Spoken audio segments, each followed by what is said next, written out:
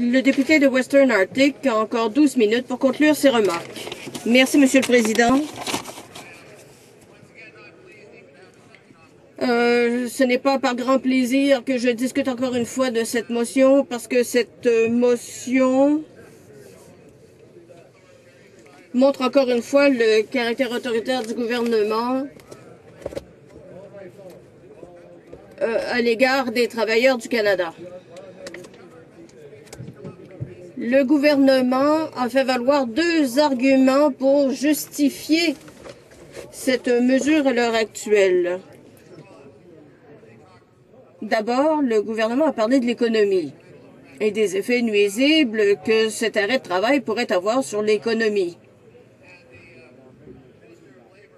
La ministre du Travail elle-même a parlé de 22,4 millions de dollars par semaine perdus dans l'économie canadienne si la grève suivait son cours. Le gouvernement nous a présenté ces chiffres pour que nous comprenions les effets pour l'économie.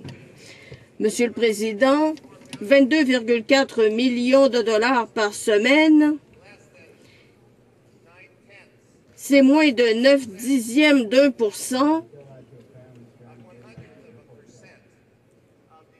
de l'économie du Canada. 22 millions, ce n'est pas un chiffre très important dans le contexte de l'économie qui est de 1,3 billion de dollars par année. La ministre du Travail a dit que cette perte pour l'économie est plus importante que la perte des valeurs que nous avons mises en place au Canada en matière de conventions collectives. Et elle a pris sa décision en fonction de ces chiffres. Je trouve cela très trompeur de parler de tels effets pour l'économie. Ce projet de loi, la motion de clôture, l'interruption des mesures prises par la main-d'œuvre entre le syndicat et Air Canada. D'une certaine façon, notre secteur de l'aviation a été menotté par le gouvernement au fil des ans. Et depuis que je suis ici, j'ai été porte-parole des transports pour le Parti néo-démocrate et j'ai parlé des loyers excessifs exigés dans les aéroports. Les frais de sécurité que paient les travailleurs qui représentent près de 150 millions de dollars, les taxes sur le carburant 40 millions, tout cela pour un total de près de 200 millions de dollars qu'on fait payer à l'industrie. Monsieur le Président, cette industrie doit être concurrentielle avec les autres entreprises mondiales, avec les transporteurs nationaux américains, avec ceux qui franchissent nos frontières. Il y a des pressions sur l'industrie, bien sûr. C'est facile de réduire les frais des salaires. Selon Transport Canada, les coûts des transporteurs sont à 17% attribuables au salaire. 32% pour le carburant, les frais d'aéroport représentent 10%, les coûts d'immobilisation 9,6% et les autres frais 24%. On voit ici que dans les faits, le problème de notre secteur de l'aviation vient des coûts que le gouvernement impose. Ce gouvernement et d'autres auparavant qui ont trouvé que les sociétés aériennes étaient des vaches à lait. Et finalement, les sociétés doivent réduire leurs coûts sur le dos de leurs travailleurs. Ils ne peuvent pas réduire le coût de leur carburant parce que ce coût est fixé par le marché international. Les autres coûts ne peuvent pas non plus être modifiés. Alors, où les sociétés aériennes peuvent-elles faire des économies? Sur le dos des travailleurs. Les syndicats, évidemment, se rebiffent. Les syndicats essaie de défendre les travailleurs, mais le gouvernement reçoit d'énormes recettes de l'industrie et la situation n'est pas fameuse. Qu'a fait le gouvernement pour régler le problème? Sa réaction, c'est constamment de dire qu'il s'en fiche. Il ne s'inquiète pas du secteur de l'aviation. Mais lorsqu'on parle des syndicats, lorsque les syndicats défendent les travailleurs, c'est autre chose. Quand on parle de l'avion qu'on reçoit de l'industrie de l'aviation, le gouvernement, lui, ne s'en soucie pas. Monsieur le Président, quand on examine le problème auquel nous sommes confrontés aujourd'hui, on voit que le gouvernement est devenu de plus en plus autoritaire dans son comportement. Il estime que ça fait partie des mesures habituelles que d'imposer une loi de retour au travail. C'est une affaire ordinaire de réduire la durée du débat à la Chambre. Au cours de la dernière année, le gouvernement s'est orienté de plus vers un tel comportement. Et où cela nous mènera-t-il à l'avenir? On n'en sait rien. Mais en tout cas, ce ne sera pas dans une direction qui sera acceptable pour les Canadiens. Les mesures qui sont prises aujourd'hui sont contraires à toutes les valeurs dans lesquelles nous croyons, celles de la négociation collective et du droit au discours démocratique à la Chambre des communes. Ce projet de loi est une attaque contre chacun de nous. Et oui, nous allons continuer de lutter contre de telles mesures de ce côté-ci de la Chambre. La ministre n'a pas prouvé ses arguments. Dans son discours, elle a fourni une statistique sur les effets pour l'économie. C'est l'analyse qu'elle s'attend à ce que nous acceptions et à partir de laquelle nous devrions adopter ce projet de loi. Il y a un autre sujet qui a été abordé, celui des effets pour les communautés du Nord, les communautés éloignées. Monsieur le Président, Air Canada est loin d'être des grands participants du transport aérien dans le nord du Canada. Il y a quelques vols pour Yellowknife, quelques vols pour Whitehorse. Les autres vols sont offerts par des sociétés du Nord, des sociétés d'expérience qui offrent des vols vers le Sud et qui desservent tout le nord du pays. Ce sont de bonnes sociétés aériennes qui travaillent fort pour offrir le service qu'Air Canada n'offre pas.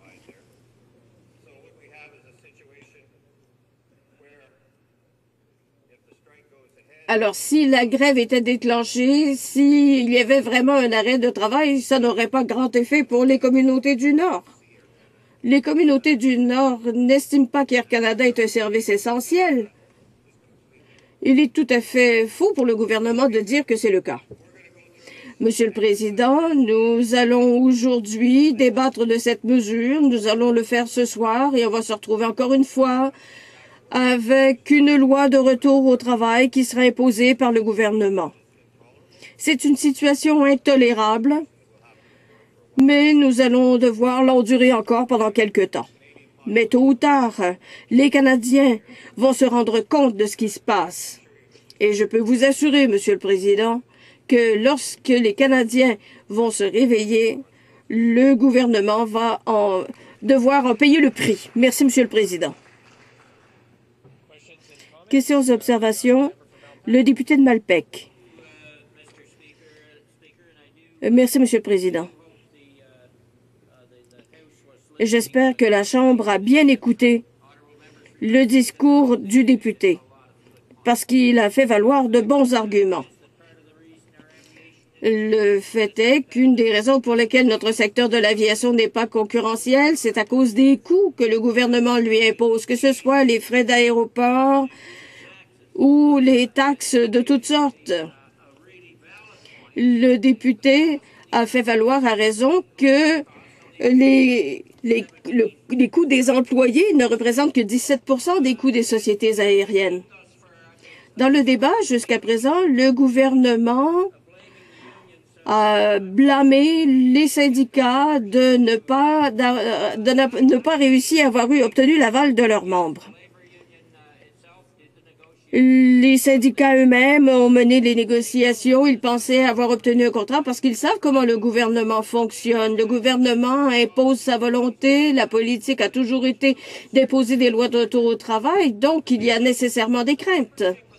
Mais les membres des syndicats, ceux qui représentent la démocratie, les membres ont refusé parce qu'ils ont vu les conséquences pour leur communauté et leur famille.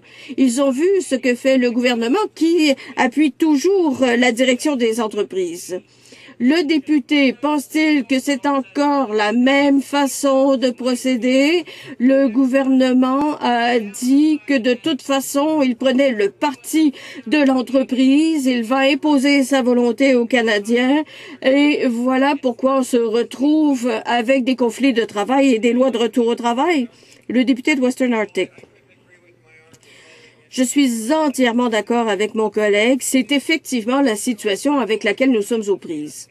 Nous savons tous que le conflit de travail et que l'arrêt de travail prévu par la société Air Canada était probablement une ruse en fonction de ce que le gouvernement prévoyait faire. Ça permettait de donner un peu de latitude au gouvernement au sujet de sa position en matière de main-d'œuvre.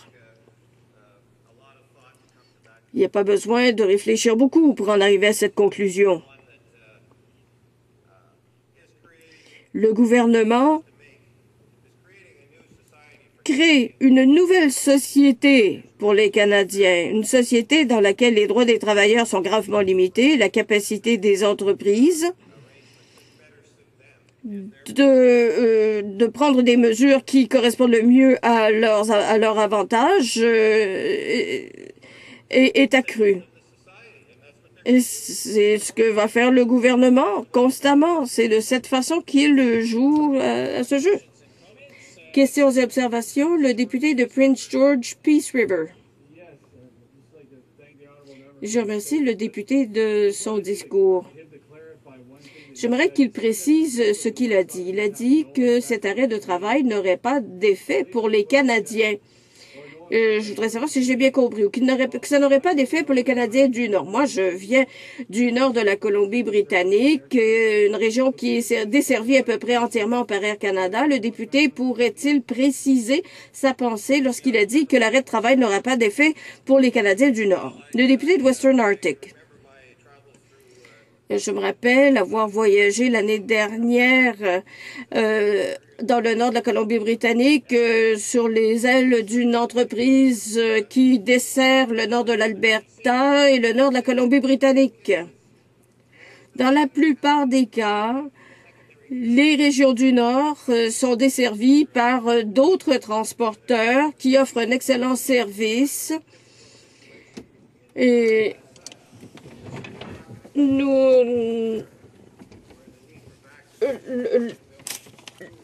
la nécessité d'amener des vaccins ne nous oblige pas à aller ailleurs au pays par manque de services d'Air Canada, comme semble l'a dit le député de Simcoe Grey hier. Les questions relatives au transport aérien dans le Nord, eh bien, on sait qu'il y a des solutions de rechange à Air Canada dans cette région. Questions, observations, le député de Gaspésie de la Madeleine. Merci, Monsieur le Président. Moi, je viens aussi d'une circonscription rurale et je trouve que le principal rôle d'Air Canada, c'est d'être un prédateur auprès des autres sociétés aériennes qui offrent effectivement de bons services. Air Canada préfère les trajets qui sont les plus profitables et privant ainsi les autres sociétés. Les sociétés ont augmenté leurs prix en conséquence. Le gouvernement présente des mesures de ce genre. En quoi est-ce que ça va aider les Canadiens à bénéficier de la concurrence sur le marché? Le député de Western Arctic. La description que fait le député d'Air Canada s'applique à Yellowknife et Whitehorse. Ceux qui y vivent vous diront que Air Canada offre des services limités au Grand Centre et ce sont les Air North, First Air, Canadian North qui desservent les petites localités du Grand Nord et qui dispensent un service essentiel au développement du Nord canadien et qui sont désavantagés par rapport à Air Canada et par rapport à WestJet, mais dans une moindre mesure. Question observation. Le député de Cap-Breton-Canso. Merci, Monsieur le Président.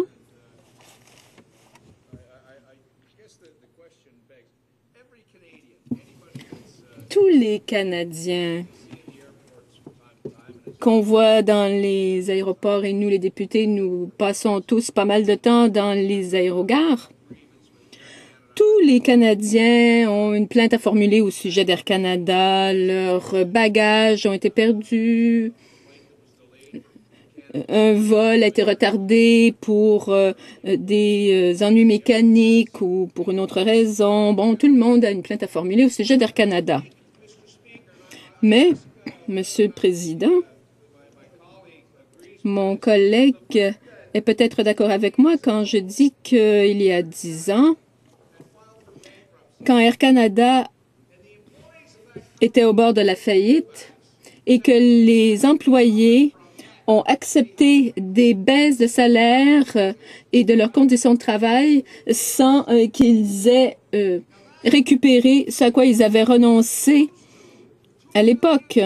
Et cela équivaut à 2 milliards de dollars en salaire sur 10 ans.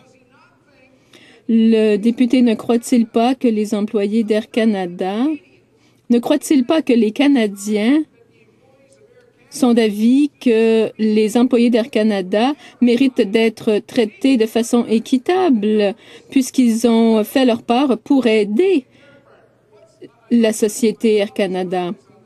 J'aimerais savoir ce que le député en pense. Les Canadiens estiment que le temps est venu pour les employés d'Air Canada de profiter du succès de la société. Le député de Western Arctic. Oui, le gouvernement ne peut avoir le beurre et l'argent du beurre. Il ne peut pas dire que c'est un service public essentiel, puis imposer des frais exorbitants pour la sécurité, pour la location de l'aérogare aux États-Unis. On reconnaît que le transport aérien est essentiel. Les lignes aériennes subissent les pressions du gouvernement et à leur tour, exercent des pressions sur leurs employés. Le gouvernement refuse de le reconnaître. Le gouvernement refuse de nous écouter quand nous le lui signalons.